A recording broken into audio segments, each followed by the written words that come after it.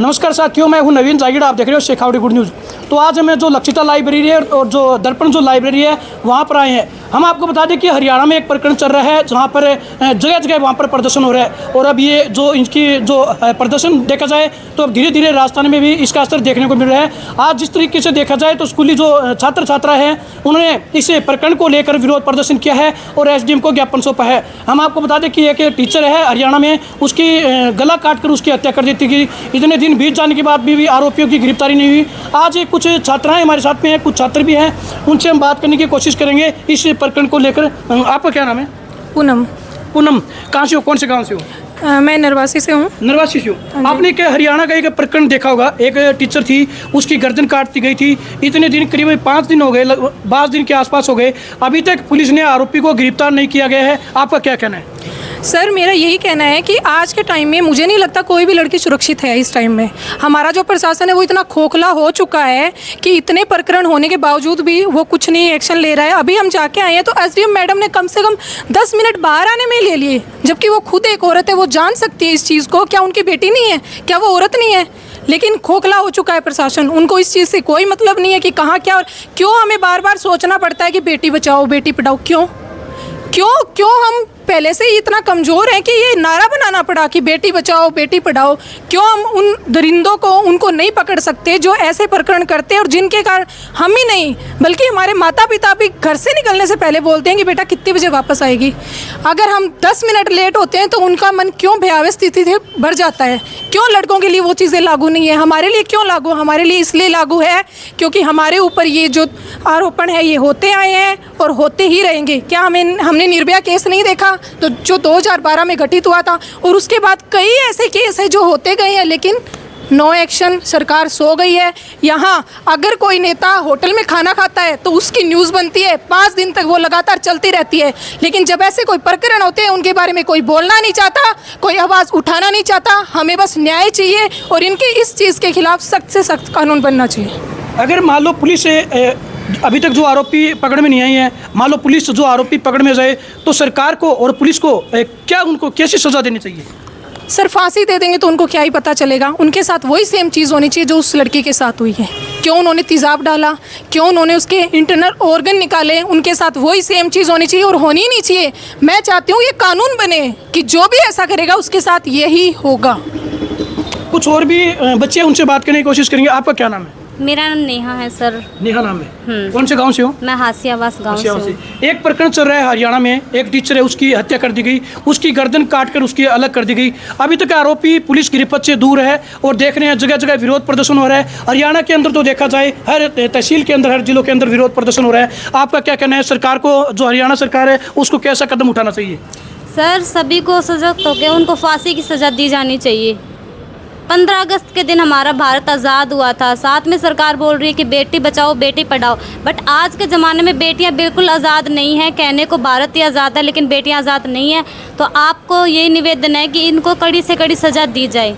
धन्यवाद। तो देख रहे हैं ये जो छात्रा हैं इनका यही कहना है कि आरोपी है जो दरिंदे हैं उनको कड़ी से कड़ी सज़ा दी जाए, उनको फांसी की सज़ा दी जाए। कुछ और बच्चे हैं, उनसे बात करेंगे। आपका क्या नाम है? सुकमा। सुकमा, कहाँ से हो? गुलपरा गांव से। गुलपरा गांव से। हरियाणा का जो प्रकरण आपने सुना होगा, एक टीचर की हत्या कर दी गई है, महिला टीचर है। अभी तक आरोपी पुलिस गिरफ्त से दूर है, पूरा हरियाणा सुलग रहा है, जगह जगह विरोध प्रदर्शन हो रहे हैं। आपका क्या कहना है? इसके बारे में मेरा कहना है कि जो पुलिस प्रशासन है, जो पूरी की पूरी प्रशासन टीम है, वो बिल्कुल भी सोई हुई है। जैसा कि हम लोग जानते, जो मनीषा के साथ हुआ है, उसी बहुत पहले एक टाइम कोलकाता की एक लड़की थी, उसके साथ भी हुआ था। अभी तक पुलिस प्रशासन और जो सरकार है ना, उसने अभी तक कोई कार्रवाई नहीं की है। हम कहते हैं कि लड़कियां आज़ाद है, लेकिन लड़कियां कहाँ पे आज़ाद है? लड़के अपनी सोच को बदलो, सब लोग अपनी सोच को बदलो, लड़कियों को भी आज़ादी से जीने का मौका दो। क्यों वो ये लड़कियां सोच के चलती हैं? थोड़ी सी देर लेट हो जाएंगे तो घर वाले सोचेंगे क्या हो जाएगा, और बाहर वाले सोचेंगे ये लड़की इतनी देर क्यों लेट आई है। हमारे घर वाले, हम जाते हैं ना 7 बजे आते हैं ना, हम पढ़ने वाले बच्चे हैं। और हम ये नहीं कहते कि सभी के साथ हो सकता है, कोई भी हो, सभी लड़कियां आगे आए और इसके लिए आवाज़ उठाए। क्या पता कल ये उसके साथ हुआ, किसी और के साथ हो जाए। हम सब लड़की एक है। और नारी सशक्तिकरण के बारे में सब कहते हैं, लेकिन नारी सशक्तिकरण को हमें खुद ही आगे बढ़ाना होगा। जब जाके कोई ऐसी घटनाक्रम कम होंगे। हमें तो नहीं लगता है कि कोई प्रशासन ऐसा क्यों सोच रही है। उन दरिंदों को अभी तक फांसी किया, उनके साथ वैसा ही शुरू होना चाहिए जैसा उस लड़की के साथ हुआ है। उसके साथ वो हुआ है जो एक जानवर के साथ भी कोई इंसान न करे। ऐसा करने वाले दरिंदों को उनको नरक में भी जगह नहीं मिले। कुछ और भी। आपका क्या नाम है? खुशी गुप्ता, खुशी गुप्ता। कहाँ से हो आप? राजगढ़ से। राजगढ़ से। एक आपने भी सुना होगा वो हरियाणा का प्रकरण, Yes, एक sir. टीचर की हत्या कर दी गई थी। अब सरकार को या हरियाणा पुलिस को ऐसा कौन सा कदम उठाना चाहिए उन दरिंदों के लिए? सर, जैसा आपको पहले दीदी ने बताया कि उनके साथ भी ऐसा ही करना चाहिए जैसा उन्होंने किया। क्या उनकी बहन नहीं है, क्या उनकी माँ नहीं है? उन्होंने उसके इंटरनल ऑर्गन को निकाल दिया, उसके मुंह में तेजाब डाला गया। आखिर उनकी गलती ही क्या थी? वो एक टीचर थी, वो पढ़ा के वो देश को शिक्षित ही तो कर रही थी। वो अपना एडमिशन करवाने गई और हमारा पुलिस प्रशासन उसी पे आवाज़ उठा रहा है कि जब उसके घर वालों ने कहा कि वो नहीं पहुंची है तो क्या कहा, आपकी लड़की भाग गई होगी, कल मैरिज सर्टिफिकेट लेके आ जाएगी। कि उनको शर्म आएगी बोलते हुए? क्या उनकी माँ बहन घर में नहीं है? हमारा देश आज़ाद जरूर हुआ है लेकिन लड़कियां अभी तक गुलाम है। और हमें ये नहीं है कि लड़कियों को ही पाबंदी है। ये बोलते लड़कियां छोटे कपड़े पहनती है, लड़कियां ये पहनती है। जब होता है वो उस लड़की ने तो सूट पहना था ना, उस लड़की ने तो सूट पहना था, चुन्नी डाली तो उसके साथ क्यों कर दिया? और छोटे कपड़े 80 साल की औरत के साथ हो जाता है, 2 साल की बच्ची के साथ हो जाता है, वो उसमें भी उस बच्चे की ही गलती। हमारा सर पुलिस प्रशासन कुछ नहीं करता, हमारी सरकार कुछ नहीं करती। रेप होते हैं, धरना होता है, हम हर बार ज्ञापन देते हैं, इससे कोई रिजल्ट नहीं आता। हमारे देश में रेपिस्ट को थप्पड़ तक नहीं मारा जा सकता, उसके लिए कानून है। लेकिन रेप कर सकता है, लेकिन एक रेपिस्ट को थप्पड़ नहीं मारा जा सकता। उसके लिए भी उस लड़की का न्याय लेना पड़ेगा कि हुआ है कि नहीं हुआ है। उसके लिए भी उसको प्रूफ देना पड़ेगा। कि उनको शर्म नहीं आती ऐसा कुछ करते हुए? वो तो उन्होंने उनके साथ ऐसा किया जैसे कोई जानवर के साथ नहीं करता। देखो, मैं आपको बता दूं कि हमारे देश की जो न्यायपालिका है उसमें टाइम ज़रूर लग सकता है उसमें सज़ा देने के। विदेशों के अंदर मैं आपको बता दूं कि कोई भी व्यक्ति जिस तरीके से अपराध करता है तो उसको तुरंत उसको सज़ा दी जाती है।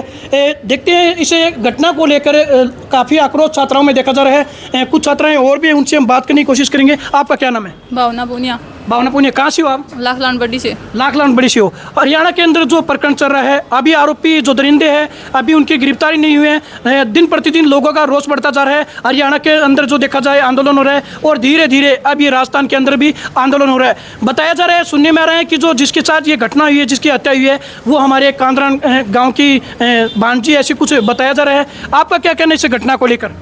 मेरा यही कहना है कि मेरी बहन मनीषा के साथ जो भी हुआ है वो बहुत गलत हुआ और ऐसा किसी के साथ भी नहीं हो। और ये जगह जगह कैंडल मार्च जलाने से इनसे न्याय नहीं मिलेगा, न्याय दिलाने से न्याय मिलेगा। प्रशासन सो रहा है बिल्कुल। और दूर तक क्यों जाएं, क्यों कर्नाटक तक जाएं? पीछे हमारे राजगढ़ में वो भी मनीषा नाम की लड़की थी, उसी के साथ हुआ, वो भी मामला एकदम शांत हो गया है। उसको भी कोई न्याय नहीं दिलाया। थोड़े दिन तो कहा दिलाएंगे, कुछ नहीं मिला। प्रशासन एकदम गिरा हुआ है। मैं तो मेरी बहनों से यही निवेदन करती हूँ कि अपनी सुरक्षा स्वयं करें, प्रशासन के भरोसे न रहें। प्रशासन कुछ नहीं करता है। Thank you. तो जिस तरीके से कुछ भाई है उनसे भी बात करने की कोशिश करेंगे हम। आपका क्या नाम है? सुमित कुमार, सुमित। कहाँ से हो आप? कांदरान गांव से। कांदरान गाँव से। आपका क्या कहना है? हमारा ये कहना है कि राजस्थान सरकार और राजस्थान पुलिस प्रशासन से हाथ जोड़कर निवेदन है कि जिन भी आरोपियों, मनीषा हत्याकांड के आरोपियों को राजस्थान में कहीं भी छुपा रखा है तो उनको जल्दी से जल्द जनता के सामने पेश किया जाए। आज हरियाणा जनता रोड पर उतरी है, कल न राजस्थान की जनता को रोड पर न आना पड़े। आपसे हाथ जोड़कर निवेदन है कि जल्दी से जल्दी पुलिस प्रशासन उन आरोपियों को सामने लाए। देखिए, इनका यही कहना है कि जो आरोपी है, जो दरिंदे अगर कहीं भी राजस्थान में छुपे हैं तो राजस्थान पुलिस भी उनकी सहायता करे, जल्द से जल्द उन आरोपियों को गिरफ्तार करने की कोशिश करे। तो जिस तरीके से जो छात्राएं हैं उन्होंने आंदोलन किया था, जो एसडीएम मैडम उनको ज्ञापन सौंपा था और आरोपियों को गिरफ्तार करने की मांग को लेकर इन्होंने विरोध प्रदर्शन किया था। इनमें जो आक्रोश देखा जा रहा है, इनका यही कहना है कि जो आरोपी है उनको जल्द से जल्द गिरफ्तार किया जाए और दरिंदों को फांसी से भी बढ़कर जो सजा है वो उनको मिलनी चाहिए।